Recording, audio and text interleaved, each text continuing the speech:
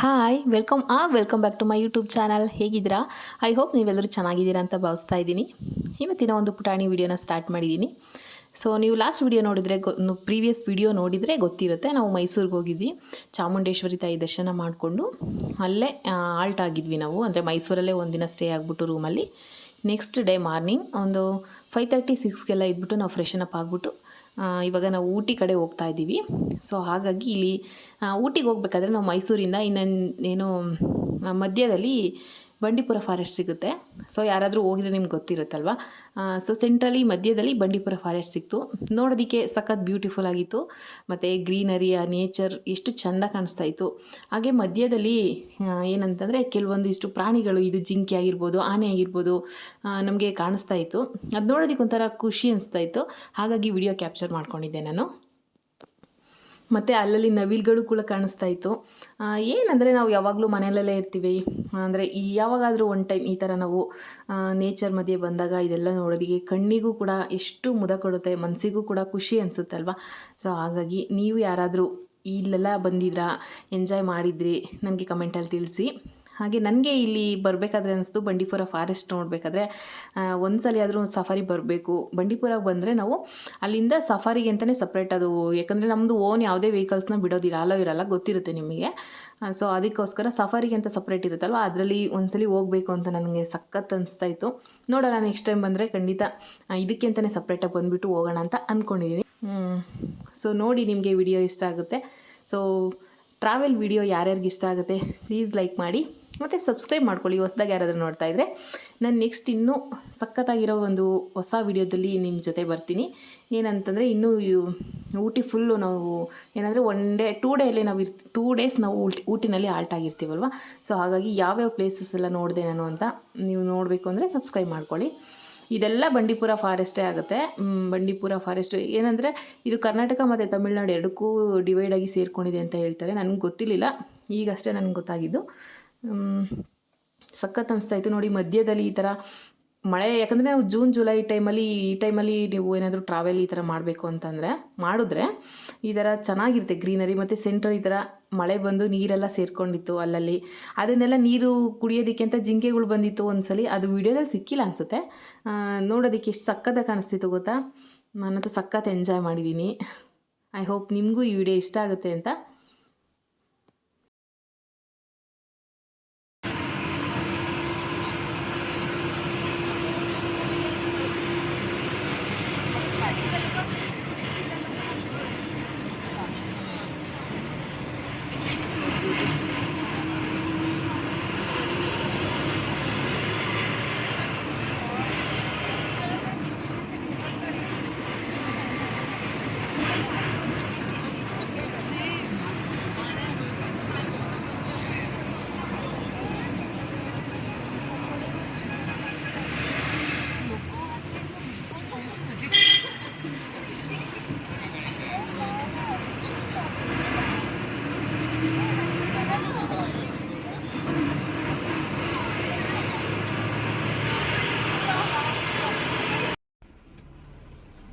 ಆಮೇಲೆ ಈ ನೇಚರ್ ನೋಡಿಕೊಂಡು ಎಂಜಾಯ್ ಮಾಡಬೇಕಾ.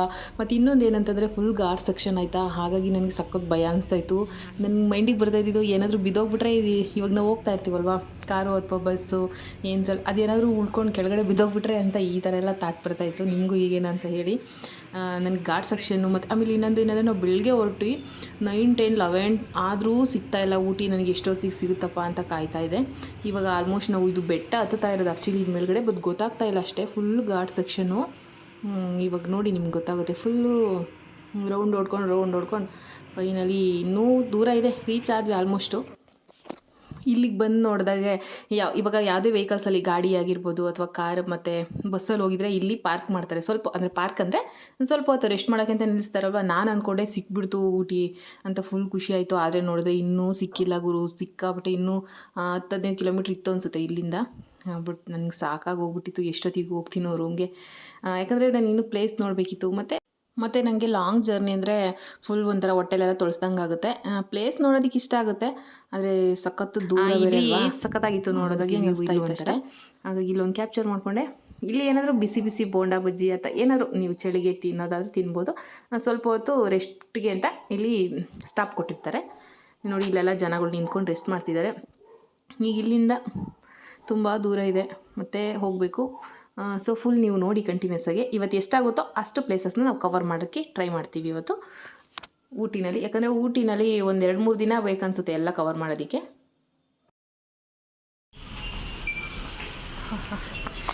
ಊಟಿಯಲ್ಲಿ ರೂಮ್ ಒಂದೇ ಈ ಥರ ವ್ಯೂ ಇದ್ದರೆ ಎಷ್ಟು ಚೆಂದ ಅಲ್ವಾ. ನೋಡಿ ಎಷ್ಟು ಬ್ಯೂಟಿಫುಲ್ ಆಗಿದೆ. ವಾವ್, ನೇಚರ್ ಮುಂದೆ ನಾನು ಕಳೆದು ಹೋಗ್ಬಿಟ್ಟಿದ್ವಿ. ಎಷ್ಟು ಚೆನ್ನಾಗಿದೆ ನೋಡೋದಕ್ಕೆ, ಅಲ್ಲಿ ಕಣ್ಣು ಸಾಕಾಗ್ತಾಯಿಲ್ಲ, ಅಷ್ಟು ಚೆನ್ನಾಗಿದೆ ನೋಡಿ. ಆ ಗ್ರೀನರಿ ಮತ್ತು ಅಲ್ಲಲ್ಲಿ ಮಳೆ ಬರ್ತಾಯಿದೆ. ಹೇಳ್ಬೇಕಂದ್ರೆ ಸಣ್ಣದಾಗಿ ಮಳೆ ಬರ್ತಾಯಿದೆ. ಬೆಟ್ಟ ಗುಡ್ಡ, ಸೆಂಟ್ರಲ್ಲಿ ಈ ಥರ ಮನೆಗಳು ಮಧ್ಯ, ಎಷ್ಟು ಚೆನ್ನಾಗಿದೆ. ಇಲ್ಲಿ ಒಂದು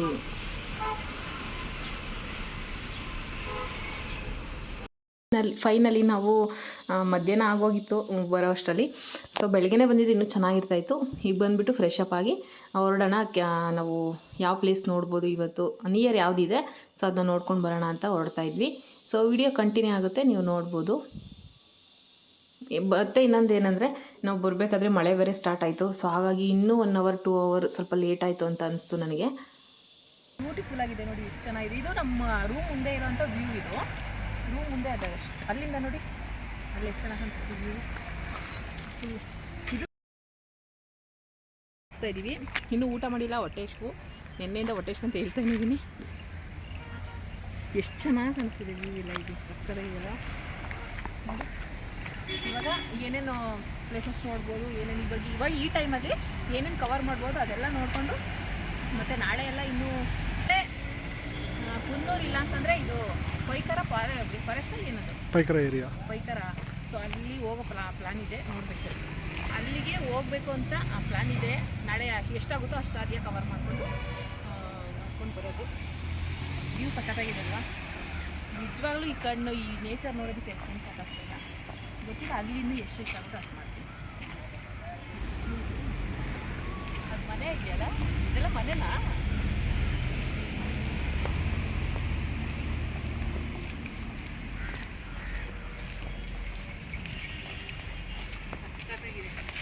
ಅಂದರೆ ಏನಂದರೆ ಮಳೆ ಬಂದುಬಿಟ್ಟು ಬಿಟ್ಟಿರಬೇಕು, ಈ ಥರ ಇರಬೇಕು ಕ್ಲೈಮೇಟು, ಅವಾಗ ಸಕ್ಕತ್ತಾಗಿದೆ.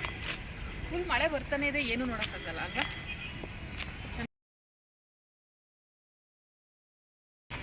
ಇಲ್ಲಿ ಒಂದು 3-4 days ಆಗುತ್ತಾ ನನಗೆ ಗೊತ್ತಿಲ್ಲ. ಫುಲ್ ಊಟಿ ಎಲ್ಲ ನೋಡಬೇಕು ಅಂದರೆ ಎಷ್ಟು ದಿನ ಬೇಕಾಗುತ್ತೆ ನನಗೆ ಗೊತ್ತಿಲ್ಲ, ಐಡಿಯಾ ಇಲ್ಲ. ನಾನು ಫಸ್ಟ್ ಟೈಮ್ ಬಂದಿರೋದು.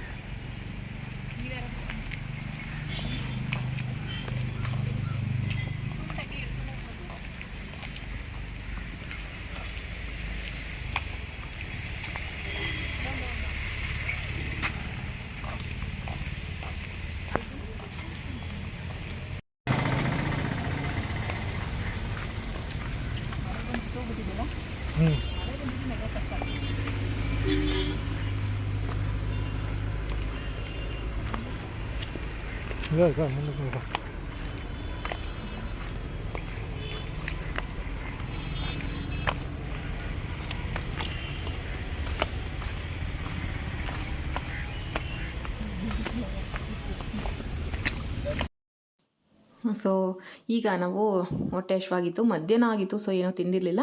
ಫಸ್ಟ್ ನಾವು ಏನಾದ್ರು ತಿನ್ಕೊಂಡು ಹೋಗೋಣ ಅಂತೇಳ್ಬಿಟ್ಟು ಸಿಟಿ ಕಡೆ ಬಂದಿದ್ದಂಥದ್ದು. ರೂಮಿಂದ ಸ್ವಲ್ಪ ವಾಕಬಲ್ ಡಿಸ್ಟೆನ್ಸ್ ಇತ್ತು, ಹಾಗಾಗಿ ಇಲ್ಲಿ ಬಂದಿದ್ದು.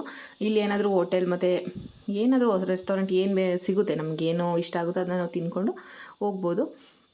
ಇಲ್ಲೇನಂದರೆ ಸ್ವಲ್ಪ ನಮ್ಮ ಟೇಸ್ಟಿಗೆ ಇಷ್ಟ ಆಗೋವಂಥದ್ದು ಹುಡುಕಿ ನಾವು ನೋಡಿ ಹೋಗ್ಬೇಕಾಗುತ್ತೆ. ಯಾಕಂದರೆ ನಾವು ಯಾವುದೋ ಒಂದು ಸಿಗುತ್ತೆ, ಅಲ್ಲಿ ಹೋಗಿದ ತಕ್ಷಣ ನಮಗೆ ಫುಡ್ ಇಷ್ಟ ಆಗೋಲ್ಲ, ನಮ್ಮ ಟೇಸ್ಟಿಗೆ ಇಷ್ಟ ಆಗೋಲ್ಲ. ಸೊ ಫೈನಲಿ ಯಾವುದೋ ಒಂದು ಸಿಕ್ತು ನಮಗೆ, ಅದು ಪರವಾಗಿಲ್ಲ, ಬೆಟರ್ ಅನ್ನಿಸ್ತು. ಹಾಗಾಗಿ ಅಲ್ಲೇ ನಾವು ತಿಂದ್ಕೊಂಡು ಊಟನ ಹೋಗಿದ್ದು. ಸೊ ಇದು ಊಟಿ ಅಂದರೆ ಸೆಂಟ್ರಲ್ ಇದೆ 4 ಕಡೆ ನಾವು ಪ್ಲೇಸಸ್ ನೋಡ್ಬೋದು. ಅಂದರೆ ಬೇರೆ ಬೇರೆ ಯಾವುದ್ಯಾವುದೋ ಏರಿಯಾಗಳು ಹೆಸರುಗಳು ಇರುತ್ತೆ.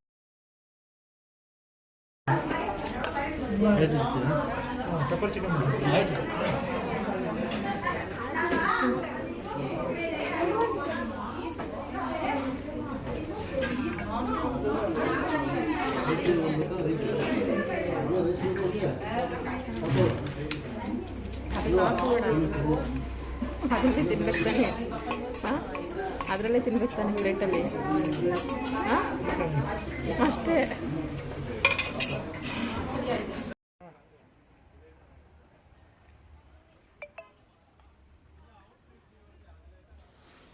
ಊಟ ಮಾಡಿಕೊಂಡು ನಾವು ನಿಯರ್ ಇತ್ತು ಇದು ಸ್ವಲ್ಪ, ಯಾಕಂದರೆ ತುಂಬ ದೂರ ಹೋಗೋಕ್ಕೆ ಟೈಮ್ ಇರಲಿಲ್ಲ. ಸೊ ಹಾಗಾಗಿ ಇಲ್ಲಿ ಬೋಟ್ ಹೌಸ್ ಅಂತ ಒಂದು ಪ್ಲೇಸ್ ಇದೆ.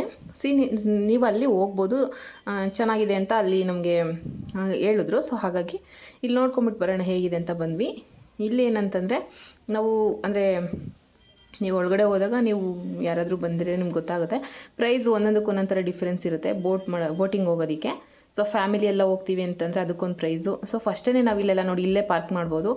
ಕಾರ್ ಅಥವಾ ನಮ್ದು ಏನೇ ವೆಹಿಕಲ್ಸ್ ಇದ್ದರೆ ಇಲ್ಲಿ ಪಾರ್ಕ್ ಮಾಡಿಬಿಟ್ಟು ಒಳಗಡೆ ಹೋಗಬೇಕು. ಎಂಟ್ರಿಗೂ ಕೂಡ ಫೀಸ್ ಇರುತ್ತೆ, ಫ್ರೀ ಇರೋದಿಲ್ಲ. ಎಂಟ್ರಿಗೂ ನಾವು ಟಿಕೆಟ್ ತೊಗೊಂಡು ಒಳಗಡೆ ಹೋಗಬೇಕು. ಒಳಗಡೆ ಹೋದ್ಮೇಲೆ ಅಲ್ಲಿ ನೀವು ಸಪ್ರೇಟಾಗಿ ಅಂದರೆ ಬೋಟಿಂಗ್ ಸಪ್ರೇಟು ಚಾರ್ಜ್ ಮಾಡ್ತಾರೆ. ಸೊ ಆ ಥರ ಇರುತ್ತೆ ಇಲ್ಲಿ. ಸೊ ನಾವು ಕೂಡ ಟಿಕೆಟ್ ತೊಗೊಂಡು ಒಳಗಡೆ ಹೋದ್ವಿ, ಹೇಗಿರುತ್ತೆ ನೋಡೋಣ ಅಂತ ಹೇಳ್ಬಿಟ್ಟು. ಫ್ಯಾಮಿಲಿ ಅಥವಾ ನಿಮಗೆ ಪೇರ್ ಏನಾದರೂ ಕಪಲ್ಸ್ ನಾವು ಬೋಟಿಂಗ್ ಹೋಗ್ತೀವಿ ಅಂತಂದರೆ ಅದಕ್ಕೆ ಸಪ್ರೇಟ್ ಚಾರ್ಜಸ್ ಹಾಕ್ತಾರೆ. ಸೊ ಅದನ್ನ ನೋಡ್ಕೊಂಡು ನಾವು ಎಷ್ಟು ಜನಕ್ಕೆ ಬೇಕೋ ಆ ಥರ ನಾವು ಸೆಲೆಕ್ಟ್ ಮಾಡ್ಕೊಂಡು ಹೋಗ್ಬೋದು. ಇದು ಒಂಥರ ಚೆನ್ನಾಗಿದೆ. ಒಂದು ಸ್ವಲ್ಪ ಹೊತ್ತು ನಾವು ಟೈಮ್ನ ಸ್ಪೆಂಡ್ ಮಾಡಿಬಿಟ್ಟು ಬರೋದಕ್ಕೆ ಚೆನ್ನಾಗಿದೆ ಅನಿಸ್ತು. ಮನಸ್ಸಿಗೆ ಸ್ವಲ್ಪ ರಿಲ್ಯಾಕ್ಸ್ ಅನಿಸ್ತು. ಸೊ ನೀವು ನೋಡಿದ್ರಲ್ವ ವಿಡಿಯೋನ ನೀವು ಸ್ಟಾಪ್ ಮಾಡಿ ನೋಡಿದ್ರೆ ಗೊತ್ತಾಗ್ತಿತ್ತು. ಅಲ್ಲಿ ನಾನು ಸ್ವಲ್ಪ ಕ್ಯಾಪ್ಚರ್ ಆಯಿತು ವಿಡಿಯೋದಲ್ಲಿ, ಫುಲ್ ನೀಟಾಗಿ ಕಾಣಿಸಿಲ್ಲ ಅಷ್ಟೇ. ಎಷ್ಟೆಷ್ಟು ಚಾರ್ಜ್ ಹಾಕಿದ್ದಾರೆ ಅಂತ ನೀವು ಅದರಲ್ಲಿ ನೋಡಿದ್ರೆ ಗೊತ್ತಾಗುತ್ತೆ. ಸೊ ಇಲ್ಲಿ ಬಂದ್ವಿ, ತುಂಬ ಜನ ಇದ್ದರು. ಮತ್ತು ಇನ್ನೊಂದು ಏನಂದರೆ ವೀಕೆಂಡ್ ಕೇಳಬೇಕಾ, ಟೂರಿಸಮ್ ಪ್ಲೇಸಸ್ ಅಂದರೆ ಜನ ಇದ್ದೇ ಇರ್ತಾರೆ ಆಲ್ಮೋಸ್ಟು. ಅದರಲ್ಲೂ ಈ ಥರ ಪ್ಲೇಸಸ್ಗೆ ಹೇಳಂಗೆ ಇಲ್ಲ. ಸಖತ್ ಅನಿಸ್ತಾಯಿತ್ತು. ಬೋಟಿಂಗ್ ಹೋಗೋರೆಲ್ಲ ಹೋಗ್ತಾಯಿದ್ರು. ಪೇರ್ ಅಂದರೆ ಸಪ್ರೇಟು. ನಿಮಗೆ ಫ್ಯಾಮಿಲಿ ಜಾಸ್ತಿ ಜನ ಬಂದಿದ್ದೀವಿ ಅಂತಂದರೆ ದೊಡ್ಡ ಬೋಟ್ ಸಪ್ರೇಟೇ ಇರುತ್ತೆ. ಅದಕ್ಕೆ 500, 700, 250 ಈ ಥರ ಎಲ್ಲ ಚಾರ್ಜಸ್ ಮಾಡ್ತಾರೆ. ಮತ್ತು ಫೋಟೋಸ್ ಎಲ್ಲ ತೊಗೊಂಡು ನಾವು ಇಲ್ಲಿ ಬರ್ಬೋದು. ಚೆನ್ನಾಗಿ ಕಾಣಿಸುತ್ತೆ. ಏನಂದರೆ ಯಾವಾಗಾದರೂ ಒನ್ ಟೈಮ್ ನಾವು ಈ ಥರ ಎಂಜಾಯ್ ಮಾಡಿದ್ರೆ ಏನು ಅದರಲ್ಲಿ ಏನು ತಪ್ಪಿಲ್ಲ ಅಲ್ವಾ. ರಿಲ್ಯಾಕ್ಸ್ ಅನಿಸುತ್ತೆ ಮನಸ್ಸಿಗೂ ಕೂಡ, ಮೈಂಡಿಗೆ. ಯಾಕಂದರೆ ಯಾವಾಗಲೂ ಮನೆಯಲ್ಲೇ ಇದ್ದು ಬೋರ್ ಹೊಡ್ತಾ ಇರುತ್ತೆ. ಸೊ ಒನ್ ಟೈಮ್ ಈ ಥರ ಬಂದರೆ ಚೆನ್ನಾಗಿ ಅನಿಸುತ್ತೆ.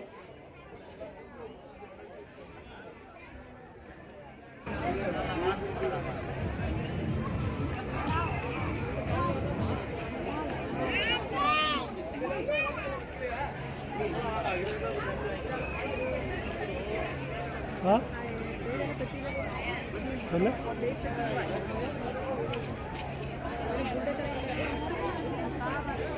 ಕೇಳೋಕ್ಕದು ಇಟ್ಕೊಳ್ಳೋಕೆ ಅದು ಲಾಸ್ಟ್ ಮಾಡೋದಕ್ಕೆ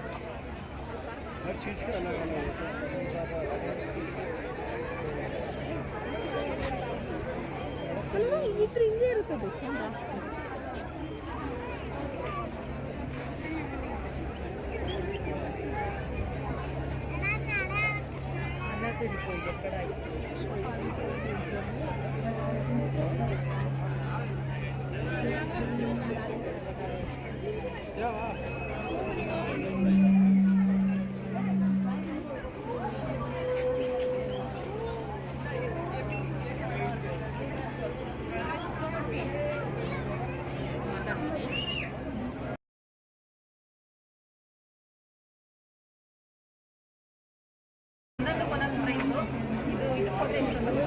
$500 ಆ ಥರ ನಮ್ಗೆ ಯಾವ್ದು ಬೇಕೋ ಅದನ್ನು ಅಲ್ಲೇ ಟಿಕೆಟ್ ತೊಗೊಂಡ್ಬಿಟ್ಟು ಚೆನ್ನಾಗಿದೆ. ಅಲ್ಲೇನು ಕೊಟ್ಟಿದೆ ಸೆಂಟ್ರಲ್ಲಿ ಇದ್ರೆ ಅಲ್ಲಿ ಸ್ಟಾಪ್ ಮಾಡೋಕೆ ಅಷ್ಟೇ ಸ್ಟಾಪ್ ಮಾಡೋದಕ್ಕೆ ಅಂದರೆ ಅದು ಬಿಟ್ಟು ಮುಂದಕ್ಕೆ ಹೋಗಬಾರ್ದು. ಫ್ಯಾಮಿಲಿ ಹೋಗ್ತಿದ್ದಾರೆ ನೋಡಿ, ಯಾರೋ ಎಂಜಾಯ್ ಮಾಡೋರು ಮಕ್ಕಳೇನಾದ್ರು ಇದ್ರೆ ಇಷ್ಟಪಟ್ರೆ ಆರಾಮ್ಸೆ ಬರ್ಬೋದು.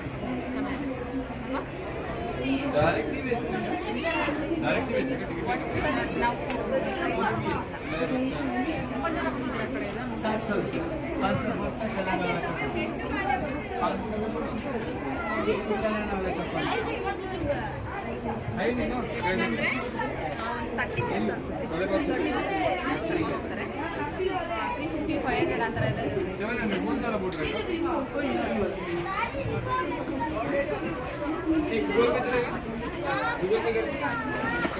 ಯಾರು ಜನ ಇಲ್ಲ ಅಂತ ಇದಿದೆ ಅಲ್ಲಾಡ್ತಿದೆ, ಶೇಕ್ ಮಾಡ್ತಾ ಇದೆ ಪಾಪ.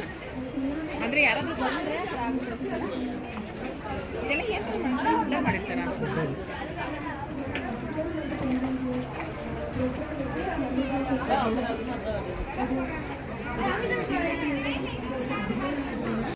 ಓಕೆ ಗೈಸ್, ಅಷ್ಟೇ. ಈ ಪ್ಲೇಸಲ್ಲಿ ಏನಂದರೆ ನಾವು ಬೋಟಿಂಗ್ ಹೋಗೋದಿದ್ರೆ ಹೋಗ್ಬೋದು, ಮತ್ತು ಎಂಜಾಯ್ ಮಾಡಿಬಿಟ್ಟು ಸ್ವಲ್ಪ ಫೋಟೋಸ್ ತೊಗೊಂಡು ಬರ್ಬೋದು. ಸೊ ಹಾಗಾಗಿ ನಮ್ಮದು ಕಂಪ್ಲೀಟ್ ಆಯಿತು. ಮತ್ತು ಸಂಜೆ ಕೂಡ ಟೈಮ್ ಆಗ್ತಾಯಿತ್ತು. ಸೊ ಹಾಗಾಗಿ ಏನಾದ್ರು ಸ್ವಲ್ಪ ಸ್ನ್ಯಾಕ್ಸ್ ಥರ ತಿನ್ಕೊಂಡು ಹೋಗೋಣ ಅಂತ ಬಂದಿದ್ವಿ. ಅಂದರೆ ಅಲ್ಲೇ ಪಕ್ಕದಲ್ಲೇ ಇದೆ, ಸ್ಟ್ರೀಟ್ ಫುಡ್ ಥರ ಸಿಗ್ತಾ ಇರುತ್ತೆ ನಮಗೆ. ಸ್ವೀಟ್ ಕಾರ್ನ್ ಆಗಿರ್ಬೋದು, ಮತ್ತು ಇದು ಕಡಲೆಬೀಜ, ಕಡಲೆಬೀಜನೆಲ್ಲ ಬೇಯಿಸ್ಬಿಟ್ಟು ಕೊಡ್ತಾರೆ.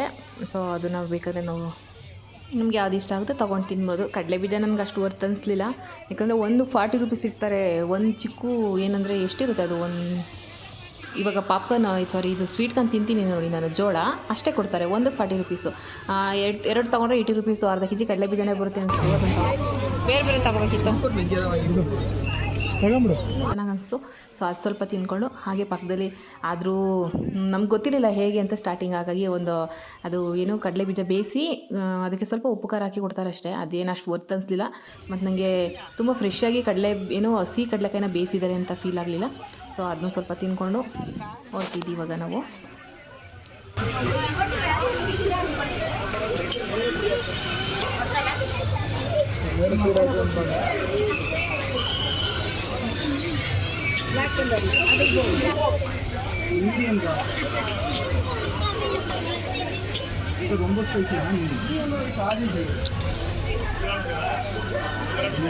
ಸರಿಯಾಗಿ ದುಡ್ಡು ಮಾಡ್ತಾರೆ.